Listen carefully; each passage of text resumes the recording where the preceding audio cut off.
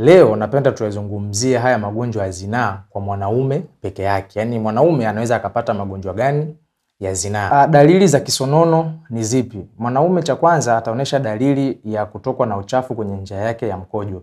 Atakuwa ana urethral discharge, atakuwa anatoka na uchafu kwenye njia yake ya mkojo, ambao uchafu huo unaweza ukawa ni purulent au maculopurulent, kwamba unakuwa ni usaa au unakuwa ni usaa ambao umechanganyikana na ute.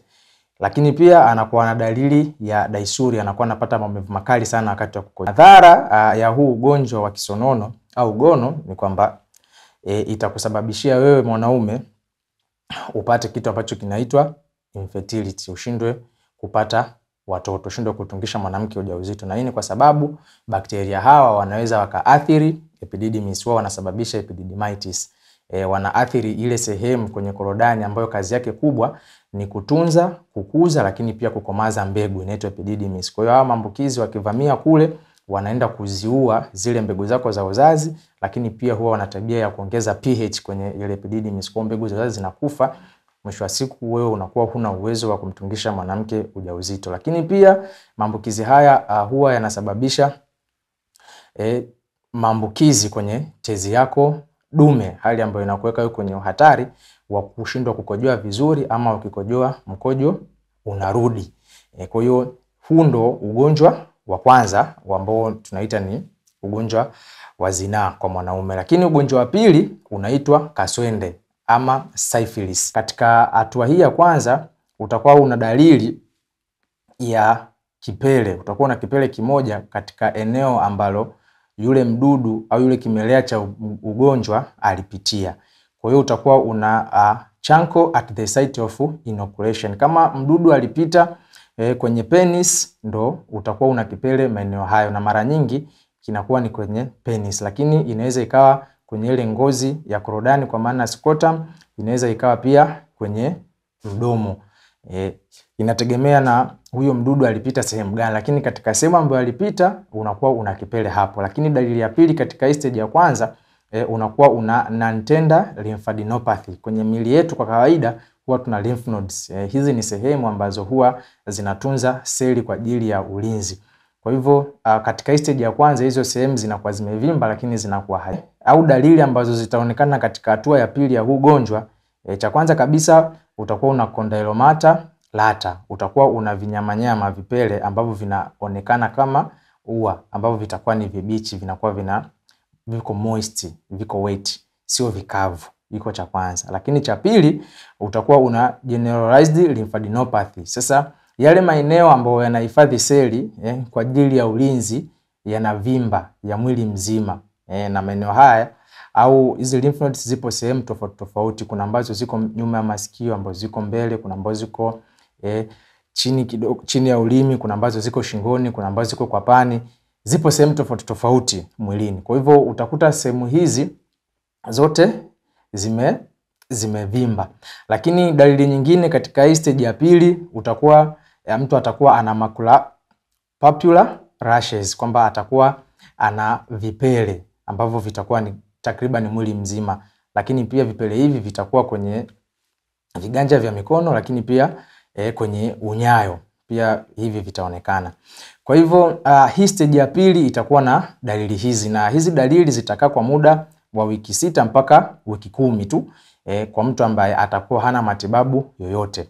Baada ya hapo dalili hizi zitaondoka na mtu huyu ataingia katika dalili za stage ya 3. Hapa dalili za stage ya 3 ambayo tunaita ni latent syphilis, hapa zipo za namna mbili. Kuna early latent syphilis na kuna late latent syphilis. Kuna stage ya 3 ambayo ni ya mwanzo kabisa, ambayo hii yenyewe atakaa nayo ndani ya mwaka mmoja, kwamba hapa penyewe atakuwa ni asymptomatic. Atakuwa haoneshi dalili ya ugonjwa, dalili yoyote ya ugonjwa atakuwa hana, lakini ni positive serology. Ukimfanyia vipimo vya kaswende anaonekana anayo, lakini anakuwa hana dalili ya aina yeyote, na anakuwa ana uwezo wa kumwambukiza mtu mwingine. Lakini kwenye late latent syphilis yenyewe hii inakuwa ni kuanzia mwaka mmoja na zaidi. Sasa hii yenyewe inakuwa haina uwezo tena wa kuambukiza. Na kama mtu ataendelea kuwa nayo zaidi, ataingia katika stage ya 4 ambayo tunaita ni tertiary syphilis. Sasa katika hii stage ya 4 ni stage ambayo ataanza kuonesha madhara au complication za huu ugonjwa, na ambapo hii sasa itakuwa imeanza kuathiri system tofauti tofauti za mwili, na hapa dalili zake ni dalili za madhara ya kutokutibiwa ugonjwa huu wa zinaa, ambapo mtu anaweza akawa na dalili za cardiovascular syphilis, kwamba ni kaswende ambayo tayari imeshaathiri mfumo wake wa moyo pamoja na mirija ya damu. Kwa hiyo mtu huyu atakuwa na dalili kama aortitis, kwamba kwenye ule mrija wake mkuu wa kusambaza damu safi kwenda mwili mzima ambao ni aorta, utapata maambukizi. Lakini pia anaweza kapata aortic aneurysm, lakini pia anaweza kapata aortic regurgitation. Hizi zote ni complications au ni madhara ambayo yanatokea kwenye mfumo wake wa moyo na mirija ya damu baada ya kuwa mtu huyu hajatibiwa kwa muda mrefu mpaka amefika stage ya 4. Lakini si hivyo tu, madhara haya pia yanaweza kafika kwenye mfumo wake wa ufahamu ambao tunaita ni neurosyphilis, na hapa akaanza kupata complication tofauti tofauti, akionyesha dalili za kupooza, lakini mbali na hivyo akionyesha dalili za meningitis. Kwa kawaida ubongo wetu huwa una membranes kwa ajili ya ulinzi, huwa una kuta za ulinzi, tunaziita ni brain meninges. Kwa hivyo hizi kuta kwa ajili ya ulinzi, hizi membranes kwa ajili ya protection, zikipata maambukizi ndo hapa mtu anapata brain meningitis. Kwa hivyo hizi ni dalili ambazo mtu atakuja kuzionyesha mwishoni.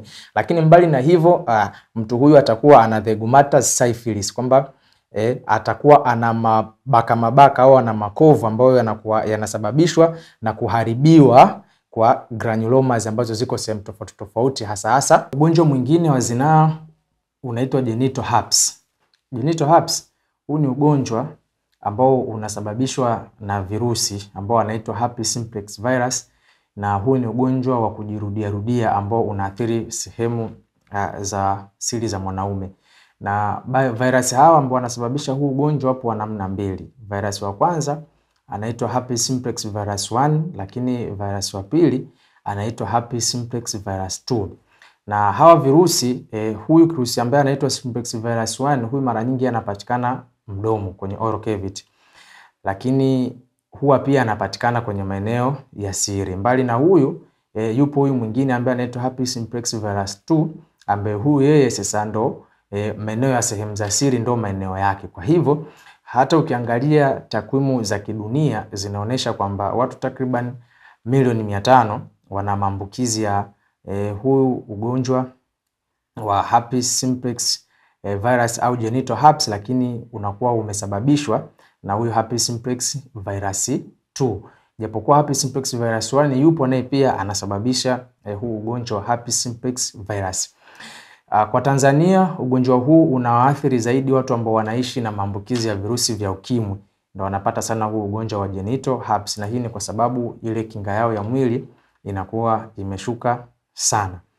Sasa ukipata maambukizi ya hawa virus herpes simplex virus 1 au 2, inakuchukua wewe siku 2 mpaka siku 12 kuanza kuonesha dalili za ugonjwa, ambazo dalili hizo tunazungumzia utakuwa una painful genital ulcer, utakuwa una kidonda au kipele ambacho kinakuwa kinauma sana, lakini pia kidonda hicho kitakuwa kina erytheromatous base, ile sehemu yake ambacho kipo au tunasema sehemu yake ya chini, kitako cha kile kipele kinakuwa ni chekundu. Lakini pia utaonesha dalili za maumivu wakati wa kukojoa, na utaonesha dalili za mkojo kurudi baada ya wewe kukojoa, urine retention. Utakuwa unakojoa lakini haumalizi kukojoa, mkojo mwingine unarudi, hamu ya kukojoa inakuwa haiishi. Lakini pia utaonesha dalili za kupata homa, mwili kuchoka, lakini pia utakuwa una lymphadenopathy, zile lymph nodes zako zitavimba. Mbali na hivyo, kama ukikaa kwa muda mrefu au usipotibiwa kabisa, unaweza ukamsababishia mtoto naye akapata neonatal herpes, akazaliwa na huu ugonjwa. Hii mara nyingi inatokea sana kwa wanawake.